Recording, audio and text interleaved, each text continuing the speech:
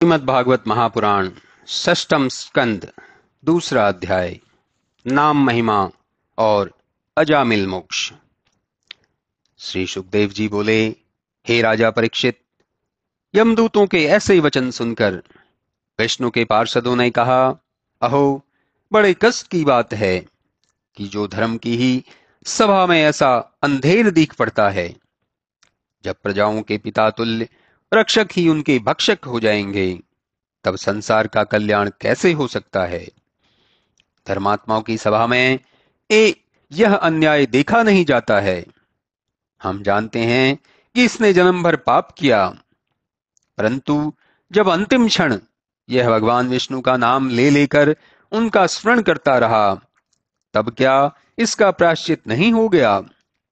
नारायण, इन 4 अक्षरों का नाम तो बड़े बड़े पापियों का उद्धार कर देता है।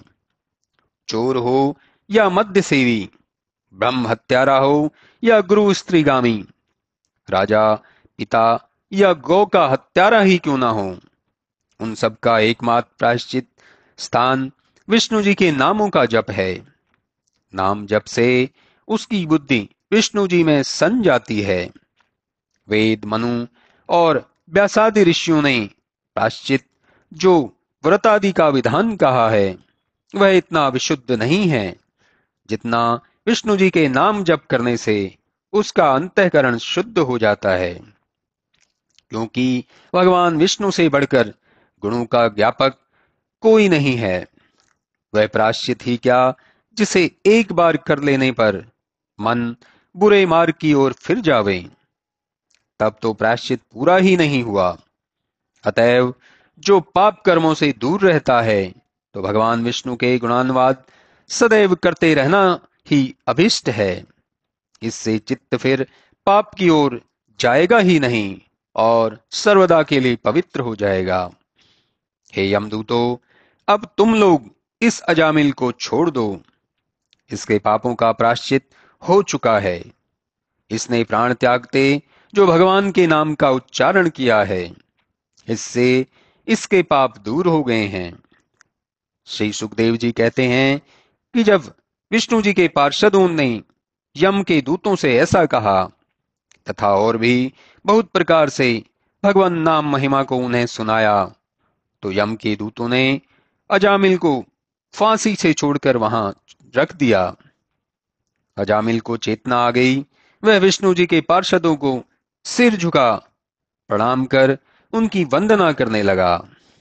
विष्णु जी के पार्षद अंतर्ध्यान हो गए।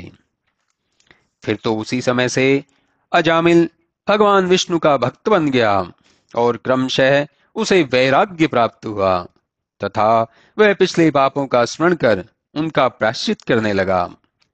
उसने अपने को बहुत धिक्कारा और अनेकों प्रकार से अपनी पूर्व पाप प्रवृत्तियों और कुकर्मों पर पश्चाताप करता हुआ मैं और मेरे की बुद्धि से विरत हो भगवान नाम का कीर्तन करने लगा।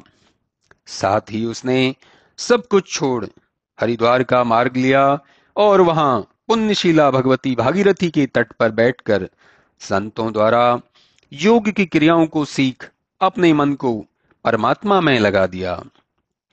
उसकी बुद्धि सदैव के लिए परमात्मा में स्थिर हो गई। फिर तो शीघ्र ही विष्णु के पार्षद उसके पास आए, जिन्हें प्रणाम कर अजामिल ने गंगा में स्नान किया, जिससे उसको भगवान के पार्षदों के समान ही रूप प्राप्त हो गया। और उसी क्षण भगवान विष्णु का भेजा हुआ एक दिव्य विमान भी आया, जिस पर बैठकर लक्ष्मीपति नारायण विष्णु जी के पास पहुंच गया। भगवान नाम के जप में इतनी शक्ति है कि नरक में भेजा जाने वाला जामिल शीघ्र ही मुक्त हो गया।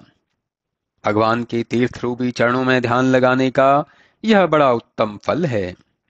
भगवान के नामों का कीर्तन करने से कर्म बंधन कट जाते हैं और ऐसा भक्त निश्चय ही नरकों की भयानक यातना से बच जाता है। उसकी ओर यम के दूत आंख उठाकर भी नहीं देख सकते, और नरक की बात ही क्या है।